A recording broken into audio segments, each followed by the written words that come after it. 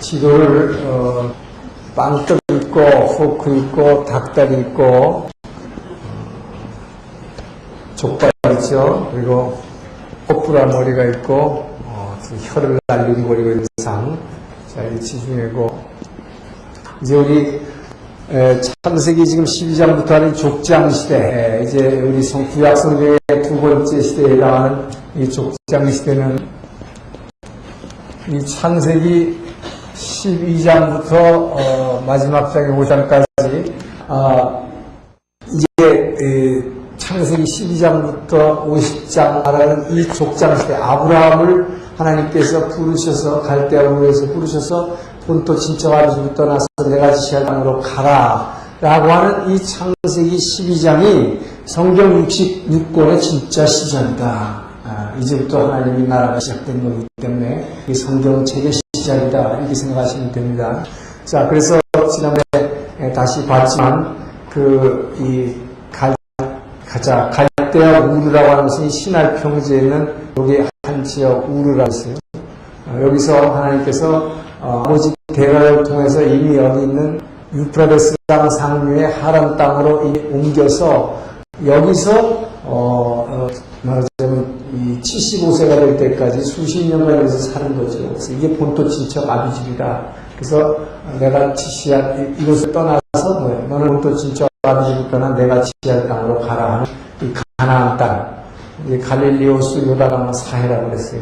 그래서 이 땅을 향해서 나가게 되는 거죠. 자, 그래서 이 족장 시대의 처음인 그 아브라함에 대해서 아브라함을 믿음의 조상이라고 하는데 이 사람이 처음부터 믿음의 조상이 된 게 아니고 우리와 똑같은 별 볼 일 없는 사람을 하나님께서 부르셔가지고 어디서 부르셨느냐? 바로 시날 평지에서 인간들이 모여서 바벨탑을 쌓아가지고 하나님께로 대항하기 위해서 올라오는 그 현장에서 하나님이 이의 언어와 민족을 흐리시고 한 사람을 만나주십니다. 그래서 한 사람을 만나주시고 이 사람을 부르셔서 이제 하나님의 사람, 믿음의 사람으로 만들어 가시는 이 훈련 과정이다 그랬어요. 자, 그러면 먼저 하나님께서 이 아브라함을 왜 부르셨느냐? 자, 아브라함을 부르신 이유입니다. 자, 아브라함을 택하신 이유죠. 왜 하필이면 아브라함이라는 사람이라고 불렀냐 하는 거죠. 이 사람이 대단했느냐? 그것이 아니라 아브라함을 부르시는 이것은 하나님의 주권적 선택이다 하는 것입니다. 이 사람을 의로운 사람에서 부른 것도 아니고 아무것도 아니고 하나님이 주권적으로 한 죄인을 부르신 것이다. 결국 이 아브라함이라는 사람도 우상을 팔고 만들어서 파는 우상장수의 아들이다. 결국 죄인이다 이거죠. 우리와 같은 평범한 죄인을 부르시다. 근데 여기서 주권적 선택이라고 하면 뭐냐?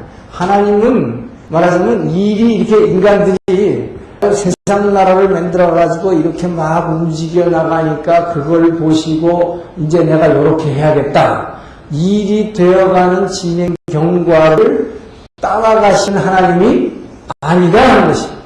하나님은 무엇입니까? 말씀으로 이 세상을 창조하시고 자신의 계획과 섭리를 따라서 주권적으로 이루어 가시는 분이다 하는 것입니다. 그래서 하나님이 수동적으로 사람이 하는 걸 따라가면 안 돼요.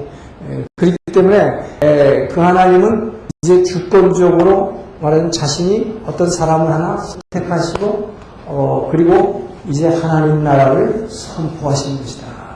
이제 구원을 내가 하겠다는 것이죠.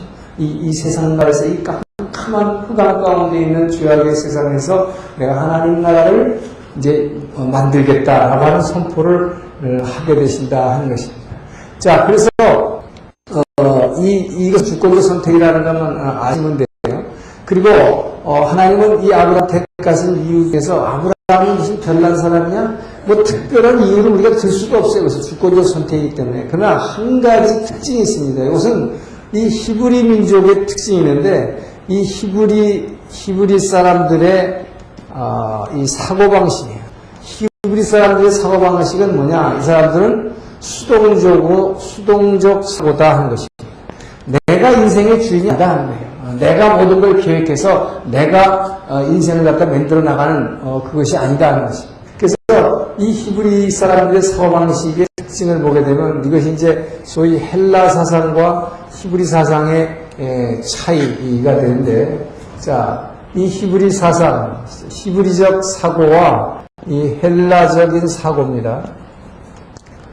오늘날 우리가 고등교육을 받은 우리 모든 사람들은 우리는 전부 무슨 사고라면 헬라적 사고라고 했어요. 그래서 이걸 헬레니즘이라고 해요. 헬레니즘, 헬라식 사고다.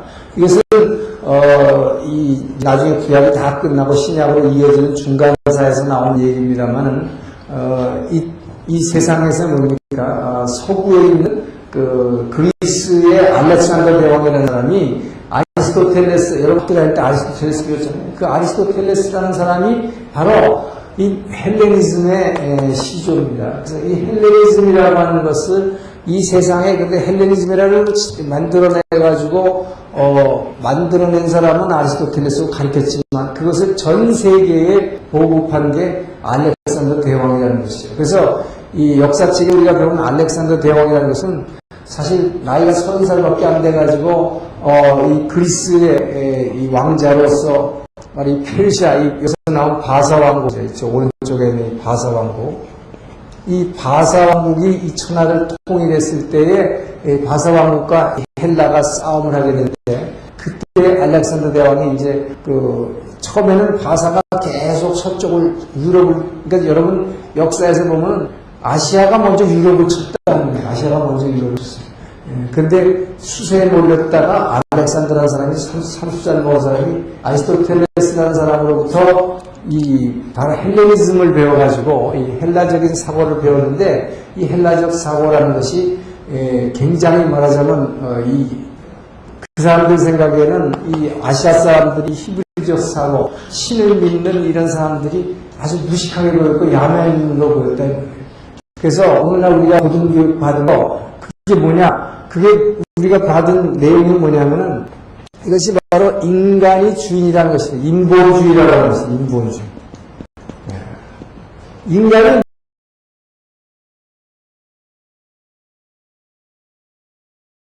능동적 사고를 요구합니다. 능동적 사고라는 건 뭐냐?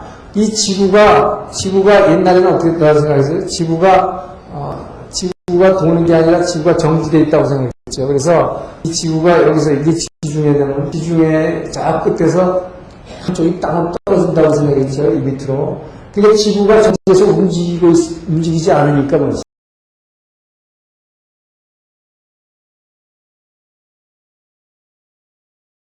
나도 가만히 있으면 굶어 죽는다 이거죠. 그래서 인간이 모든 거의 근본이요, 인간이 내 몸뚱아리를 움직여야 먹고 산다고 하는 이 능동적 사고입니다. 그러니까 여기에는 하나님이 필요가 없다. 이 히브리적 사고라고 하는 것은 뭐냐? 이것은 하나님 중심 사상이기 때문에 하나님 중심 사상, 어떤 신이 보이지 절대자가 있다. 그래서 이 절대자가 말씀으로 세상을 지었고 그분의 섭리를 따라서 이 우주가 움직여 나가기 때문에 우리 사람은 그 움직이는 그 하나님을 보고 붙잡고 그냥 따라가기만 하면 된다 하는 게 이게 수동적 사고예요. 수동적 사고. 그러니까 이 헬레니즘적 사고에서 보면 이게 되게 우습게 보이는 거죠. 이 바보 같은 것들이죠. 그러다 보니까 이 헬레니즘에서 나온 인간이 근본이다 라고 해버리니까 여기서 어떻게 되느냐? 이 신을 갖다가 사람으로 만들어버린 거예요. 신의 뭐예요? 이 신을 갖다가 사람과 동등화 시켜버리는 거죠. 그러니까 신이 이 인간화예요. 이게 뭡니까? 이게 바로 그리스 신화예요. 이 헬레니즘이라는 뭡니까? 헬레니즘. 그리스에서 나왔어요. 그리스. 그러니까 헬레니즘이라고 하면 그리스죠. 그래서 이 그리스 신화, 그리스 사람들이 이 헬레니즘의 바탕을 두고 만들어낸 신화가 뭐예요? 신이라는 게 뭐, 신이라는 건 이 사람하고 똑같다는 거죠. 그래서 이들이 제일 주신이라고 생각하는 아폴로 신전 있죠. 아테네로. 그 아폴로가 뭐냐? 주신이지만 뭐예요? 그 사람도 바람 펴가지고 자기 안에 두고 바람 피다가 자기 마누라한테 두드려 맞고 혼쭐 나고 있다는 거죠. 사람하고 똑같이, 그죠? 그리스 신화라는 것은 신이 인간하고 똑같아요. 우리하고 똑같이 웃고 또 신도 고통받고 마누라한테도 야단받고 질투받고 그렇잖아요. 그죠? 질투하는 신도 똑같게 사람하고. 그러니까 신이라는 거를 끌어내려서 보이지 않는 신이 사람하고 같다는 거죠. 근데 한편으로는 그러니까 신도 끌어내릴 뿐만 아니라 이 짐승은 사람보다 분명히 사람하고 완전히 다른 존재입니다. 그죠? 사람은 하나님의 사랑의 대상으로서 하나님의 영이 우리 안에 임재해서 우리를 예수 형상 따라서 변화시키기 위해서 만든 존재인데 짐승은 그냥 뭐예요? 그냥 본능으로 살아가고 그냥 흙으로 다시 돌아가는 존재라는 거예요. 근데 이 짐승도 똑같이 인간화예요. 그러니까 이게 웃기는 거란 말이죠. 사람이 근본이 되어버리면, 우주의 중심이 되어버리면, 하나님도 사람하고 똑같고, 신도, 짐승도 사람하고 똑같대. 이게 뭡니까? 이게 바로 이소우화예요. 이게 이소우화의 현대판 이소우화가 뭐예요? 디즈니랜드다. 짐승은 사람같이 만들어서 다 움직이고, 한 사람같이 웃고, 울고, 질투하고, 똑같이 만들어놨다.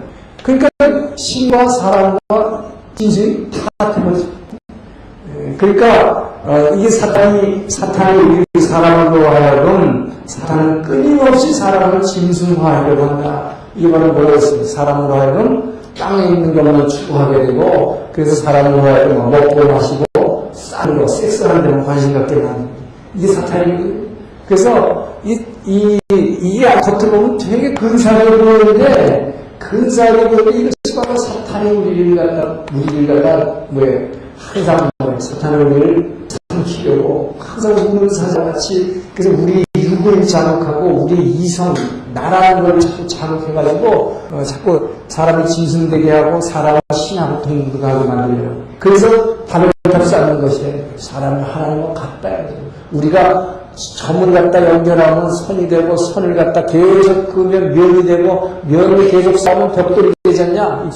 이거를 계속 쌓으면 논리상 그렇잖아요. 하늘에 닿게 돼 있다요. 계속 쌓아봐야 하늘에 닿지. 그런데 실제로 닿느냐 이 말은 안 닿잖아요. 그러니까 그렇게 될 수 있다라고 하는 의식, 생각을 주는 게 이게 사탄이에요. 실제로 될 수도 없는 걸 그렇게 하면 될 것 같아. 이걸 하는 거예요. 그래서 사람은 끊임없이 이 짐승으로 만들려고 합니다. 자, 그래서, 근데 이 하나님 중심 사상이라는 수동적 사고라는 게 뭐냐? 이 수동적 사고가 어떻게 보면 되게 병신같이 보여요. 진짜 나는 뭐 팔다리도 없고 뭐 능력이 없어가지고 무조건 하나님만 쳐다보고 가잖아. 기도만 하냐? 그거 아니죠. 우리가 예수 믿는다고 해서 여러분 예수 믿는 학생들을 여러분 자녀들 학교 안 보내니까 아니잖아요. 공부 다 하면 직장에서 남보다 더 열심히 일하라는 거예요. 그런데 뭘 보고 하느냐? 움직이신 그 하나님을 바라보면서 하라요. 그러면 그 하나님은 우리에게 세상 사람들에게 없는 지혜를 주시고 세상 사람들에게 없는 능력을 창조하는 능력을 주시다는 그 능력을 받아가지고 하니까 그 지혜를 받아가지고 훨씬 세상 사람보다 뛰어날 수 있다는 거죠. 이것이 하나님의 은혜다. 그리고 내가 공부해서 대학 들어갔지만 내가 한 것이 아니라 하나님께서 내게 주신 지혜로 했다는 게 감사한 거. 이게 바로 하나님 믿는 거죠.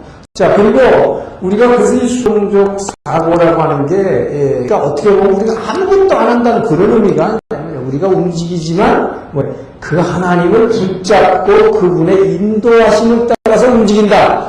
그래서 수동적이라고 하지만 실질적으로 뭐냐, 하나님이 우리에게 주신 그 완벽한 자유의지, 그 자유의지를 가지고 내가 그 하나님을 붙드는 거죠. 그래서 쫓아가는 거다 말이죠. 결국 뭐 이것도 내가 선택한 것이에요. 그래서 이 수동적이라고 하는 것은 내 의지로 그 하나님을 붙잡아서 따라가는 것, 그런 의지, 난 아무것도 하지 말라는 거 아니다. 그냥 이렇게 멍청하게 쳐다보고 있어. 뭐, 그냥 에덴 동산에 딱 두고 앉았으면 저기에서 그냥 과일이 뚝 떨어지고, 뭐 이리 보다, 이러니까 천국이 지루하게 보이는 거지. 그런 것이 아니라는 거지. 열심히 일하는 것이다. 자, 그런데 이게 무슨 훈련이냐, 여러분. 이 수동적이라는 것은 이 하나님이, 자, 민수기를 보게 되면, 민수기 9장 22절을 보게 되면은 그 우리가 잘 아는 대로 이제 출애굽기에서 출애굽 시켜서 자 이 홍해의 끝을 건너게 해서 시내산에다가 집어넣고 여기다가 율법의 말씀을 주고 성막을 지으라고 했었다고 했어요. 성막을 다 지으니까 출애굽기 40장에 뭐예요? 성령이 구름기둥으로 낮에는 구름기둥으로 밤에는 불기둥으로 임재했다고 했어요. 그래서 이 구름기둥이 이제 발하면 사람들이 그때부터 진행을 하고 구름기둥이 서 있으면 뭐예요? 이틀이고 이 말씀이에요. 이틀이고 한 달이고 1년이고 구름기둥이 머물러 있으면 뭐예요? 진행 안 하는 거죠. 이게 뭐 수동적 사고다 이거예요. 이것은 뭐냐? 그러면 아니 그 하나님 뭐 필요해 인본주의인데 우리가 움직이면 돼. 왜 그 구름기둥이 그 하나님 앞에서 인도하면 우리가 못 간다는 얘기냐? 그리고 만약에 이 사람이 우 나갔다고 합시다. 그럼 어떻게 되겠어요? 다 죽는 거야. 왜 죽어요? 왜 죽어요?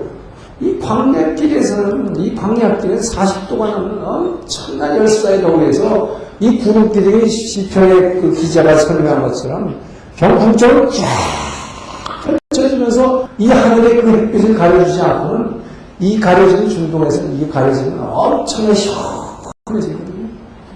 거기를 200마일에서 걸어갈 수 있지만 그냥 내가 그냥 걸어가. 이게 바로 하나님의 은혜를 움직이시는 그 하나님을 따라서 내가 그분을 붙잡고 따라간다는 의미의 수동적 사고라는 거죠. 난 아무것도 하지 말라는 게 아니라. 그래서 이것이 그분을 그렇게 따라갈 때에 그분의 은혜로 우리의 생명이 유지되고 우리가 그 안에서 축복을 누리면서 살 수가 있다는 것이죠. 어떤 사람이 천당하고 지옥이 보이는데 지옥을 선택해요. 절대로 내가 능동을 선택하는 거 아니다. 안 돼. 그건 뭐예요? 능동적으로 할 수 있다고 믿는 건 뭡니까? 하나님이 우리를 흙으로 지어놓고 생기를 불어넣어서 우리가 자유적으로 선택할 수 있도록 움직일 수 있도록 만들어놨기 때문에 그게 바로 하나님의 은혜로 내가 발을 움직이기 때문에 지금 여러분 움직이고 있는 동안에는 내가 일루 가고 싶고 일루가 저쪽에서 뭐예요? 사자가 물라 그래. 그러면 일루 도망가야겠다. 일루 튀려고 튀어진다 이거예요. 근데 여러분 보세요. 이 흙을 털어내고 나면 어떻게 되느냐? 우리 흙을 털어가보면 영의 세계도 영의 세계로 들어가죠.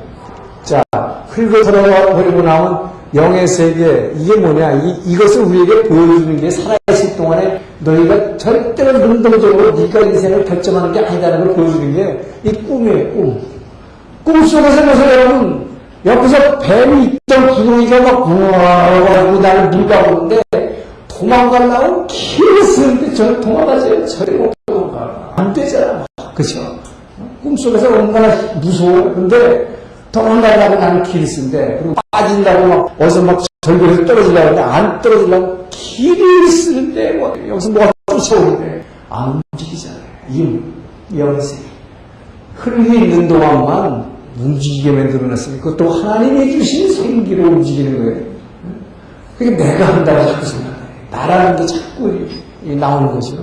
그렇기 때문에 결국 이 하나님을 따라간다고 하는 거, 움직이신 그 하나님을 따라간다는 거, 이것이 바로 그냥, 마태복음 7장 13절에 나오는 이 두 갈래 길, 뭡니까? 소위 말하는 좁은 문으로 들어가라. 멸망으로 인도하는 문은 그 문이 크고 길이 넓어 찾는 이가 많으나, 생명으로 인도하는 문은 그 문이 작고 길이 협착해서 찾는 이가 적으니까. 자, 여기서 보세요. 멸망으로 뭐하는 문?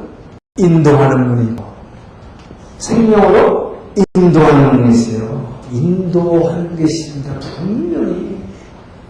자, 그래서 이것이 이 사람들 보기에는 그 알렉산더는 어떻게 생각했냐? 이런 병식이 없다고 생각했어요. 왜냐? 자, 이 히브리적 사고는 모든 걸 뭘로 생각하냐? 느낌 중심, 느낌과 체험 중심의 사고를 한단 말이에요. 그러니까 내가 느끼고 내게 체험되는 거 가지고 움직이는 사람들이에요.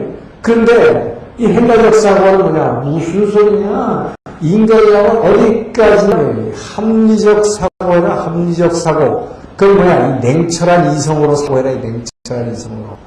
그래서 내가 현미경으로 이렇게 들여다보고 요게 이렇게 되고 그렇게 되고 그렇게 하면 맞는 거 요게 진짜지. 보지도 않는 거 네가 뭐 이렇게 느꼈다는 거 가지고 뭐라고 하는 건 느끼는 얘기다. 그래서 이 냉철한 이성과 합리적 사고, 이게 원래 우리가 헬레니즘을 통해서 배운, 어려서부터 학교 다니면서 배운 사고가 이거다.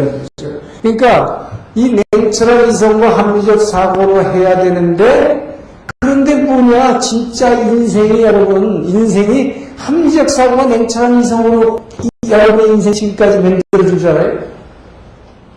그렇지 않습니다. 그래서 사람이 절대로 합리적 사고와 냉철한 이성으로 하는 것 같지만, 이건 뭐야? 이렇게 해야 한다고 하지만, 이렇게 해야 한다고 해도 안 된다, 실제로. 그래서 내가 움직여 인생이 이걸로 되는 게 아니라 이걸로 됐는데, 느낌과 체험 중심으로 해서 움직였고, 충동을 따라서 움직였고, 이걸로 된, 지금까지 살아오는데, 이 안에 이제 육의 에너지라는 걸 꽉 찬 게 나인데, 그 인생을 갖다가 이걸로 분석하고 해석하고 한다니까, 철학, 심리학, 배려 해봤는데, 뾰족할 수가 없다는 거예요. 해봤자 뭐예요. 지난번에 말씀드린 이 흙덩어리 가지고, 인생을 생각하고 분석해보는 거예요. 혼돈하고 헷갈리고 통계 공허하고 흑암하게 칵칵 해가지고 그러니까 해결이 안 돼요. 그런데 이 사람들이 보기에는 뭐예요? 이런 병신들이 없어서 참 어리석은 것들. 그래서 이 세비지를 이 야마인들 갖다가 이 개화시켜야 된다. 인라이트닝 한다고 해서 이게 뭐 인라이트닝 뭐라 그래? 계몽하라는 계몽사상. 그래서 얘네는 계몽사상에 그러니까 인라이트닝 한다. 근데 사실 거꾸로 이게 거꾸로 인라이트닝 하나님의 말씀으로 빛이 비춰져야 되는 건데 이게 참 웃긴 관계가 되는 거예요. 그래서 이 알렉산드라는 나이 30살에 제가 왕이 됐을 때 왜 그렇게 능력을 가지고 이 아시아를 그냥 정말 표범과 같이 날개에 꿈에 나온 표범같이 날개 달린 표범이냐 이 지역을 전 세계를 이제 이 제패하게 되는데 그 사람은 이런 사명감을 할 때 소명의식. 그러니까 사도 바울보다도 훨씬 먼저 나온 사람이지만 사도 바울은 바로 이 예수 하나님 중심 사상을 가지고 복음을 가지고 서쪽으로 유럽을 전도해서 개화시킨 거지만 그 훨씬 전에 알렉산더라는 사람이 그보다 300년 전에 이쪽으로 와가지고 아시아로 들어와가지고 이 세비지 피플은 이 미개인들을 이 냉철한 삶과 사고와 학문으로 좀 변화시키겠다. 이 사람은 그 사명을 가지고 싸우기 때문에 그냥 순식간에 세계를 제패하게 됩니다. 그래서 칼이냐, 너 학문을 배우래, 이거예요. 이렇게 해가지고, 오늘 우리가 배우는 학문이 다 전부 여기서 나온 것이에요.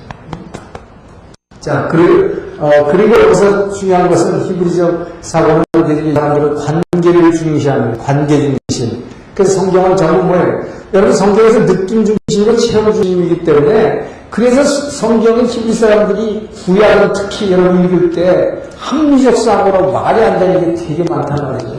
지난번에 얘기했지만 가인이 아벨을 죽이고 에덴 동산을 쫓겨나되 사람이 아직 없는데도 왜 사람들이 나를 죽일까 해요. 그런 얘기가 나오니까 이상하다. 이걸로 이해가 안 되죠. 그런데 그건 분명히 느낌이요. 체험이에요. 그렇기 때문에 이 히브리 사람이 쓴 구약 성경은 합리적 사가 냉철한 이성으로 파헤쳐서 성경을 아무리 보려고 해도 안 틀린 거예요. 그 성령의 감동으로 느낌과 성령의 체험 없이는 읽혀지지 않는 이유가 바로 여기 있는 것이다. 자, 그리고 이 히브리적 사고는 관계 중심이기 때문에 뭐예요? 알페오의 아들 야고보, 안드레의 형제 베드로, 꼭 누구의 누구 이렇게 얘기한다는 거죠. 그죠? 예, 세베대의 아들 야고보. 자, 이런 식으로 관계를 밝힙니다. 나 혼자는 안 되기 때문에, 나 혼자는. 이 성경은 뭐예요? 나 혼자는 안 되는데, 헬라적 사고가 뭐예요? 철저한 개인주의다. 철저한 개인주의다. 나밖에 없는 거예요, 나밖에. 이것이 뭐였어요? 우리 치유다. 나밖에 없는 거지. 철저한 개인주의다. 이것이 영원한 고독과 절망 속으로 끌고 가는 지옥으로 가는 참견을 가는 길. 그러니까 우리가 세상에서 배운 학문이 바로 이거기 때문에 그리고 이걸 중심으로 맨날 생각하고 사고하고 정말 선택한다는 거예요. 선택. 인생은 끝까지 선택해야죠. 선택을 계속 이걸 하니까 그러니까 그 결과는 뭐예요? 그 결과는 지옥을 체험하는 것이에요. 자, 그래서 하나님이 이 아브라함을 선택했다는 거에 한 가지 이유를 자면 이런 것을 볼 수 있다는 것이죠. 그러나 진짜 하나님이 아브라함을 선택하신 목적은 뭐냐? 자, 하나님이 아브라함을 선택하신 목적은 뭐냐?